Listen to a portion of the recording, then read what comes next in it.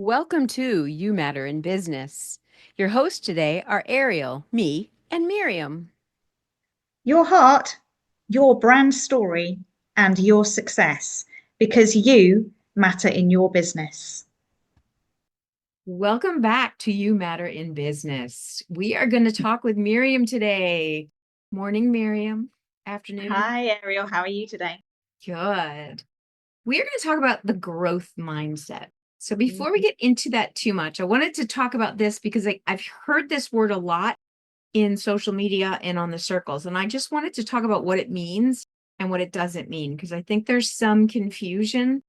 Some people think that having a growth mindset just means being positive all the time. How do you help people understand the difference between a real personal growth mindset versus just pretending everything is fine? Okay. Well, they're two very distinctive things, aren't they? Yeah. So there's a lady who's done a lot of research into this and is probably considered to be the kind of mother of discussion on growth mindset, and that's Carol Dweck. And so she's done an awful lot of work on this, and it's kind of the difference between the growth mindset and a fixed mindset.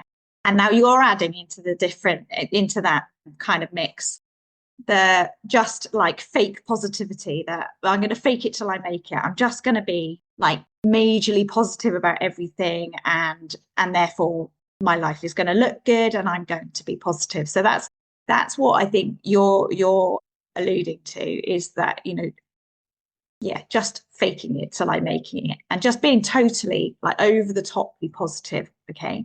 So that, I mean, some people work with that, but that's not what a growth mindset is. A growth mindset is more about that your life is not just your personal abilities are just not innate, but that they can be improved over time. And it's that constant being a lifelong learner, striving to be better in everything you do, through reading, through learning, through personal development, the value of having a coach or the value of having a mentor, those kind of things, but also about your attitude to how you grow. So recognizing that actually failures are a learning, an opportunity for learning. So it's all those kind of things. And I think it's really important, particularly in the way that I look at it, is that you can have a growth mindset for yourself. And you can also have your growth mindset if you're part of a team or if you're a leader. So growth mindset, as you said, growth mindset is something that is trending at the moment. It seems to be talked about a lot in social media. There's a lot of books on it out there. And I think it's a really positive way to live your life. Is that Sounds good. Uh, that brings to mind a question that why do you think this is such a challenge? And I mean, why do we have to be told that it's okay to have a growth mindset when your whole life is all about growing and learning? And then you get to adulthood, and then for some reason, whether you have a PhD or just some degree, or even you just graduated from high school or learned a trade, it doesn't matter. But there's some point where you feel like that you're not enough, or it's not enough, or all of those negative things kind of will take over for some people, and that the growth part becomes abnormal. I don't, why does that happen? I don't know. I think there's been a traditional kind of way of looking at life, or actually certainly in business, probably in the corporate world, that people are constantly striving to show that what they know is better than other people's, or that their knowledge is better, or that they are the expert in something more than somebody else. And it's that kind of, I know what I'm doing more than other people. And I think that's now become kind of redundant in the workplace. And I think this growth mindset is taking over, because actually in business, I firmly believe that actually, if you're a leader of a team and you allow your team members to experiment, if you allow them to be innovative, if you allow them to be a little bit more vulnerable and put themselves out there. So when you're holding a meeting, have that kind of attitude of, right, nothing anyone says is wrong. Everything is valid. Let's throw those ideas out there in a brainstorming kind of session, but there be a no blame, just allow people to have those kind of freedom of thought. And actually, teams become far more innovative. They become far more resilient. They become far more creative in the way that they develop ideas. And it's, saying to people, look, you can't fail. No idea is stupid. Just put it out there and then we can examine it. And so many more innovative ideas come from that kind of way of thinking. And I think what you're saying is, why does that, why do people end up with a fixed mindset versus a growth mindset? And I think it's fear. And I know that we're going to talk about this in an episode in another week's time. I think it might even be next week that we're going to examine what fear is. But I do think it's about fear. It's about that fear of failure. It's that fear of what happens if I say something stupid? What do people think of me? So we're going to delve deeper into that later on. But it's that fear of what are people going to think about me? And I think that forces people into that fixed mindset rather than, well, okay, let's just tuck it out there. Let's just see what comes from this discussion. Yeah, the willingness to be vulnerable. I mean, sometimes great ideas come out of bad ideas because, a bad idea might spawn a good idea because it's the opposite. So, I mean, it's funny, but that's often what happens is contrasts sometimes are a great leap to reach something really creative. At least that's what I found in my field. And I think you're totally right, but it's also understanding that no failure is failure. Failure isn't a thing. Failure, you might do something and it might not have the consequences that you thought it might have, or the consequences that you needed it to have. But what have you learned from that? Next time when you do it, are you going to do it the same way, or are you going to do it differently? How are you going to approach that problem differently because it didn't work last time? So that acceptance that failure is actually a learning opportunity and allowing other team members to do that, it's fulfilling to do it that way. It's actually liberating to accept the fact that nothing is a failure. I think we need to redefine that word. I said that earlier today to a women's business group, and it seems like we need a new definition, because when you think of that word, it seems final, right? Like it's the end, it's the final result. Whereas it's not even a fail. It's okay, that way didn't work. Fine. What way will work, right? What do we know about it, why didn't it work, and what can we learn from that? It's not about whether it succeeded or not. It's about what we learn from trying this method. Scientists do this all the time. How many times does a scientist do different experiments? Hundreds of times sometimes to get those results they want. If it didn't work, they figure it out. So it's just a part of, it is a part of life. But I'm not sure why we end up with this black and white, you failed or you won kind of thinking. It's like very rigid. Yeah, I agree. And I think it just reframing it. You know what I'm like with reframing. I love to reframe things, but turning those setbacks into future successes is, I think, a really good way to look at it. It's just a setback. It's going to be, how I form the foundation for my future successes because I've learned from it. And I think that's really good. I think we can look at other people's failures or other people's setbacks as well, and find inspiration in this, either in the failures of others or the setbacks of others, but find inspiration in their success as well. I think social media, and I bang on about social media all the time as well. It's a godsend, but it's also, one of the world's worst things that's ever been invented. But, we often compare ourselves to other people on social media, and people only ever put on social media what they want to portray. So they leave off the warts and they leave off the bad bits. And so we can compare ourselves to other people and always come out unfavorable in our own minds. But And sometimes we look at other people's success, and I don't know, you tell me, maybe you don't suffer from the same thing. You look at other people succeeding and think, "Oh, why wasn't that me?" Or why are they succeeding and I'm not? Or, what is it about them that's so much better than me? But actually, if we gain inspiration from those people's successes, wow, look at what Ariel did today. Wow, I could do that too.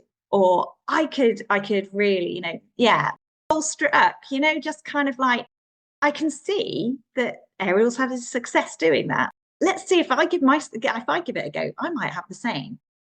So turn everything from that kind of negative comparisons into some real positives. And there's also been, and you're a part of this, but there's also been a very large rise in continuing education, rise in coaching and mentoring and in mastermind programs for established business people, which really tells you that we all have to continue to grow. Whether I just met a bestseller author just this past week, and he has a very solid growth mindset. And that's why she can keep doing stuff that's more challenging for her. But some people, I don't know if you think you should figure it out yourself at some point in life. Whereas if you hire people or you work with people who have already done what you've done, you're going to learn a lot of what not to do. They're going to see this pattern that you're doing and go, you're a little off task here. If this is your end goal, you might have missed it. So they'll help kind of keep you if they see you got inner struggles that are in your way that you haven't quite kind of put silent, or at least quiet enough that you can keep forward. Those pieces of investment inside our own growth. I mean, you go to college, you think you're done. College just teaches you how to learn, right? But that's about all it does. You get out in the field is when you really learn how to do whatever it is you went to school for. And sometimes it's good and sometimes it's not. You might have not liked what the actual work is when you get out there. But so college has its place, education has its place. But I think having this growth mindset throughout your career, throughout your life, even if you're 80 years old, learning another language, really helps prevent dementia. So I said that right, dementia? Yeah. But it's like when you learn to drive, isn't it? You're there in the car with your driving instructor or your parents or whoever it is that's teaching you to drive. And they teach you what the laws of the road are. They teach you which side of the road you have to drive on. They should teach you what the road signs are and when you should give way, what traffic lights mean and all that kind of stuff, and what speed limits are and how to use roundabouts and all those kind of things. Actually, you don't start learning properly how to drive until you've passed your test and you're in the car on your own and you've got to do it yourself. So, and I think that's the same with the whole of life, isn't it? You don't, you can read as many textbooks as you like. You can read as many inspirational books as you like, but until you actually get out there and start living life or start running your own business or start whatever you happen to be doing, but until you start doing it, you don't learn. Kind of fun though, isn't it? I think it is, as long as you've got that attitude and that doesn't matter. Just get out and fail, but get out and start learning. If you look at every business, even some of the most successful businesses like Amazon, people like that, if you look at where they began, if you talk to Jeff Bezos and talked about the number of business that he has started and they've not succeeded, or the number of ideas that he's had in Amazon and in the other things that he does, or if you look at Elon Musk, how many companies has he had? Even Donald Trump, how many companies has he had that just haven't succeeded? How many times has he had to file for bankruptcy? But he's still considered to be a very successful businessman, and I guarantee, and if you watch him on The Apprentice, I guarantee that there's things that he's failed at that he's learned from. Yeah, I think it's challenging. I think it's a great way, it's a great mindset to have. And I think we should all embrace a growth mindset over a fixed mindset. Yeah, and encourage it in others. you know, that whole exploration, curiosity. If you don't know something, learn, you know, invite somebody into your life that you can learn from, right? And that's about your support squad, isn't it? It's about Yeah. surrounding yourself with people that have already been through the challenges that you want to go through. So if you want to be a tennis player, you surround yourself with world-class tennis players. If you want to be a writer or a marathon runner, you surround yourself with people who have already achieved the thing that you want to achieve, because they are the people that are going to challenge you the most. They are the people that have already walked through the coals and can tell you, you know, as you said a minute ago, you know, I tried it that way. Maybe you could tweak it and do this instead, and you might get there quicker. Or, you know, just offer some advice of things that they've done. Or you could just watch and get inspiration from their successes, or even from their failures. Yeah, it's funny when you're looking at yourself, sometimes the mirror gets fuzzy. You know, when you're looking at other people, that mirror is fuzzy, but you don't know it, right? Because you're using your own eyes. But whatever people are putting out there is their perception that they want the universe to see, hopefully. But we're still, a lot of times when we're looking at somebody who is successful, we're looking at the end of the journey, or even the beginning, or the middle. We're not looking at the beginning. The beginning, they started just like us and didn't know what the heck they were doing. I mean, they might have had a better jump leap, or they might have literally just said, I'm going to do this, and I'm going to learn as I go. So, but we can't compare our beginning to somebody else's middle, or even our middle to somebody else's end. No. Comparison is really a waste of time. Just take a moment for a slight interruption. We wanted to share some exciting news. Exceptional women professionals often struggle to communicate their expertise. Rediscover, refine, rebrand women's retreats provide a transformative, intimate experience that help clarify your unique identity, so you are self-confident and courageous, stand out in your industry, and enjoy effective marketing. Join us on one of these retreats.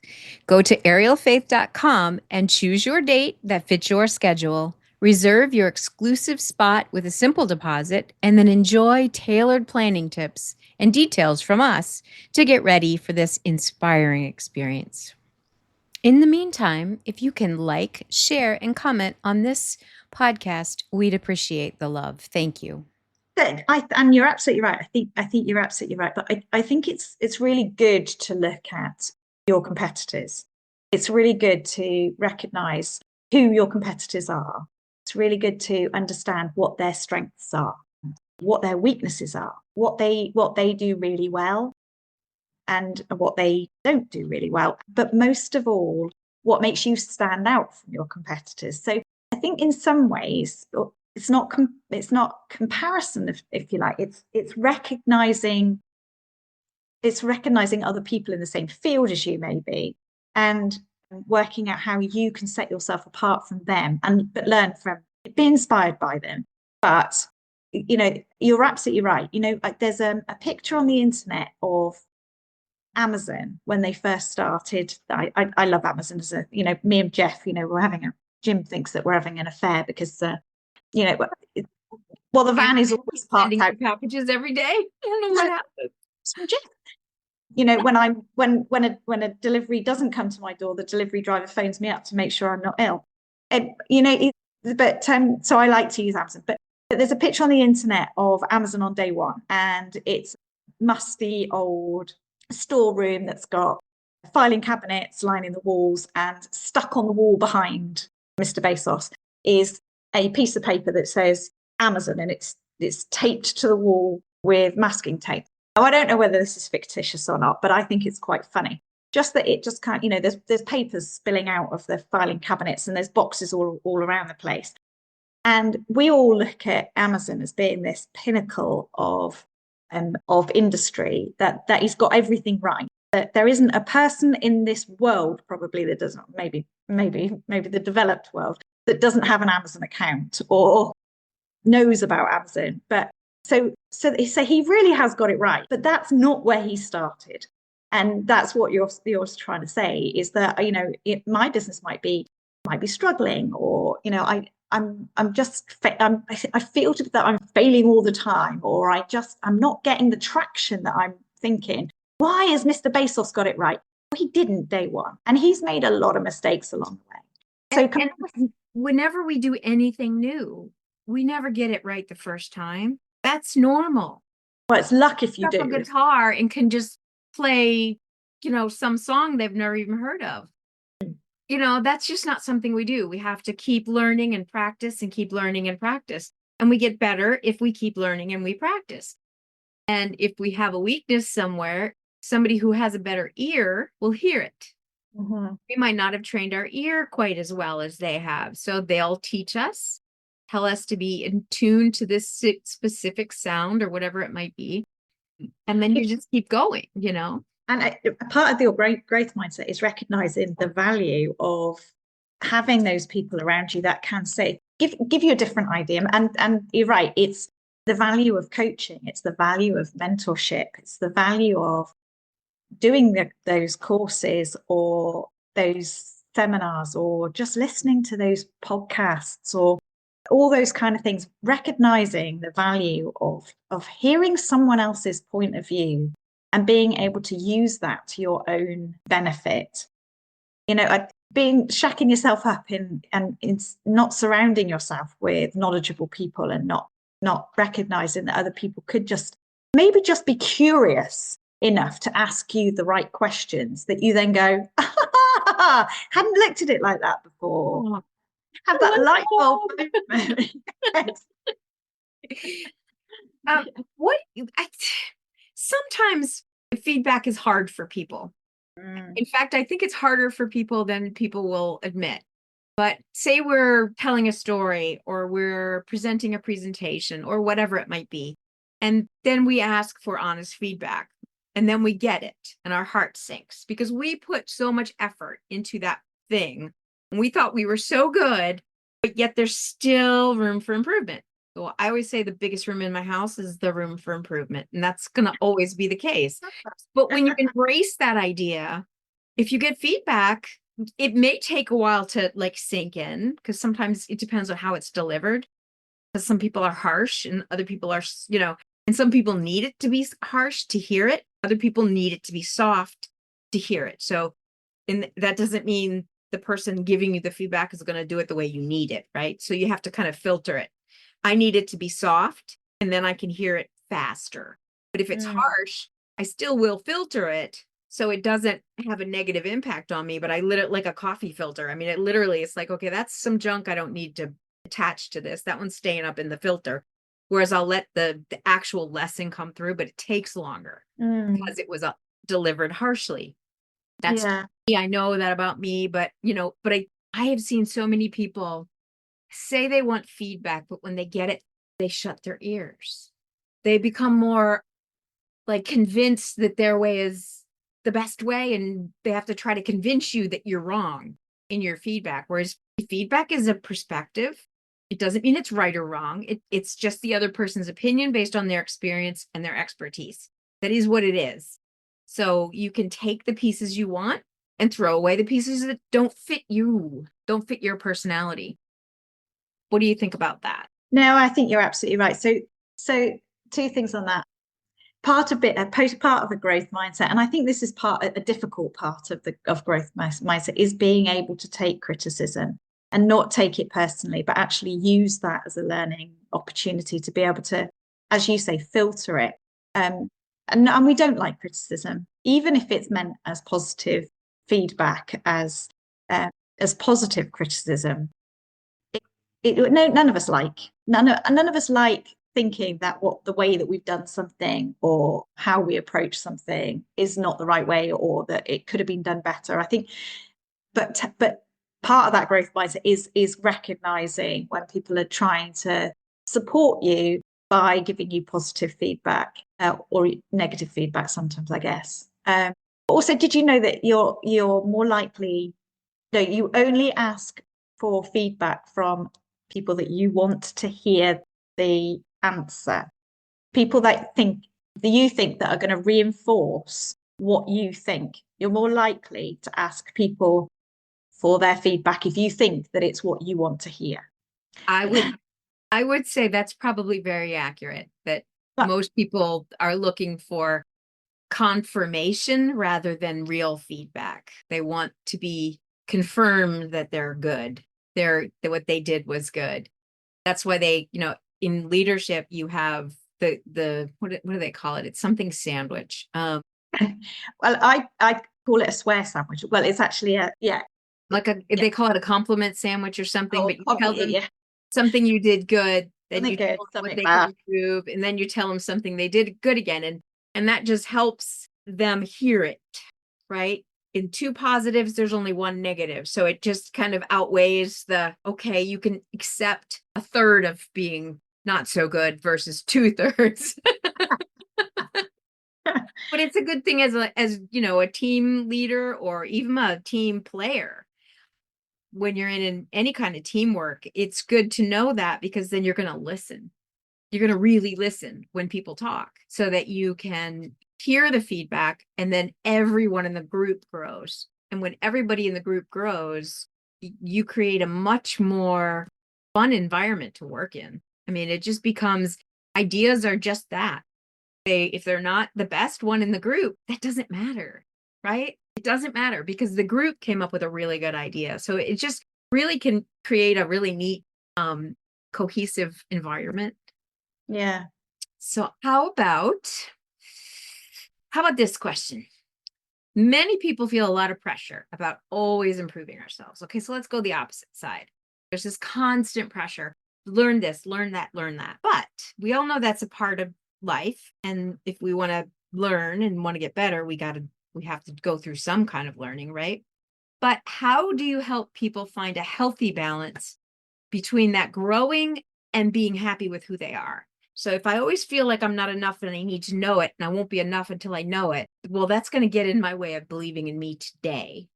But if I can look at me today and say, yes, I have room for growth, but I'm happy with me today, and I'm not going to like me anymore tomorrow if I know more, because the knowledge doesn't make me. So how do you help people with that? Good question. So I talk to people about contentment, and contentment is an emotion that I really like, because it's not happiness, it's contentment. It's that feeling, that kind of you look at yourself and you are happy with you as you are in your life right now. And it's that real sense of peace about you. And then, but you can always do better. You can always learn more. You can always grow. You can always, move forward in what you're doing. Because if you're not moving forward, you're standing still or even going backwards, because everyone around you is moving forward. So how can you take that feeling of I'm good enough just the way I am right now into that process of, well, actually, I'm fully accept me as I am, but how can I move forwards? How can I keep up with other people? How can I just continue to grow and continue to develop without losing that feeling?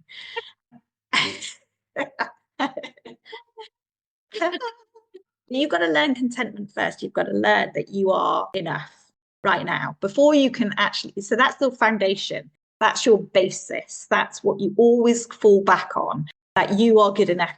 You are enough just the way you are. And then you can start to develop, the build on top of that, put those building blocks. Each brick that you put in place is you growing, but it builds on the foundation. And I think that's how I help. That's how I guide people when I do my coaching, is that we start from that basis, from that foundation of contentment, and then move on from there. Yeah, and it's really, I don't know if it's self-awareness or self-acceptance maybe, but there's a point where you no longer look at yourself in the good or bad box, right? Realize there are 256 shades of gray. So there is a black and a white, but there's way more variety in the middle. So, and we dance, and it's a movement. It's not solid. It's like music. So if our life is, if today is a bad day, that doesn't mean that doesn't define me by one day.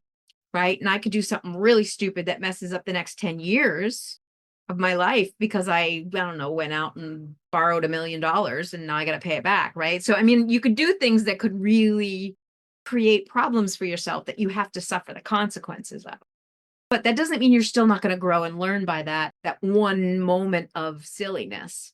Mm. And a lot of us get defined by those moments of silliness in our life, or defined by others, or stupidity, or just ignorance sometimes, or terrible upbringings that made us believe things that were false.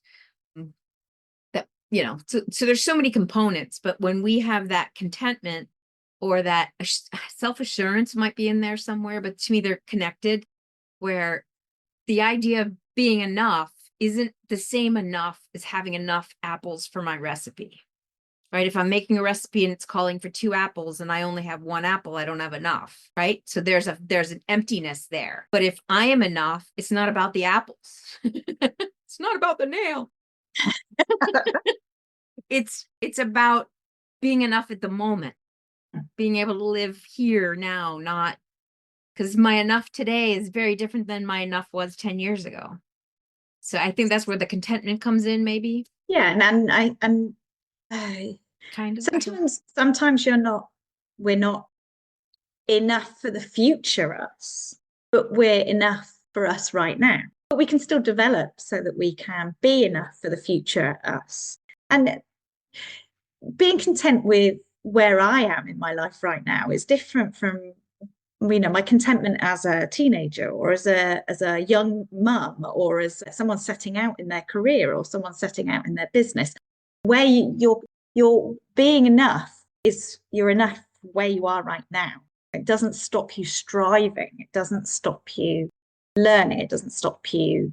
I'm content with my weight right now, but I'd really like to be 10 pounds lighter, so I can move towards being 10 pounds lighter, but to learn to be, okay, well, I am the way I am right now.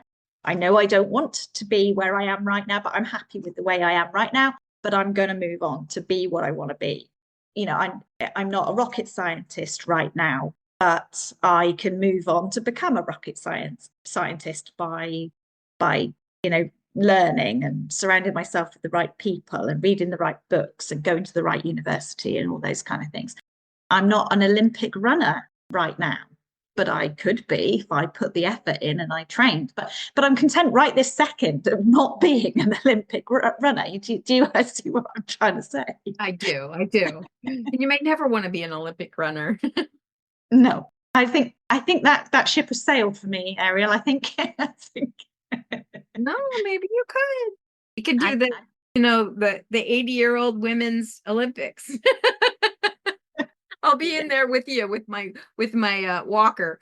Walking frame. Yeah, I'm gonna. I'll run that race with you. How's that? So I'll be in the older group because I am a little older than you. But anyway. Yeah, I just having that contentment, having that feeling of I'm perfectly happy with where I am right now, doesn't stop you being ambitious. Doesn't stop you from striving to be more than what you are right now. And that's the growth mentality, that growth mindset, that you're just looking to be. It's not even better. It's just grow. It's just different from in a different place than where you are right now. Yeah. Think about a tree or a bush, right? That you want it to grow a certain way and it's growing the wrong way. You have to then kind of pull it back and prune it, sides and prune it, right? And sometimes that might be painful in the process, right? But then it now will grow healthier and bigger and in the direction that you want it to. So life is a lot like that. For us to grow in the way that we want to, we have to sometimes prune some things off. We have to kind of, add nutrients to the soil. We have to fill our tanks, or so to speak, with knowledge and great experiences and all those things. Then we have more to give, and it just becomes a cool cycle. This was a great conversation. Yeah, I've enjoyed that. Thank you. Enjoyed it. We are going to come back again next week, and we're going to talk about fear. Yeah. and how we can deal with it. I can't wait. So we will see you again. No. Thank you, Bye. Miriam. Bye. See you next episode. After all, it is your brand, your story, and your success. Because Ariel and I know you matter in your business.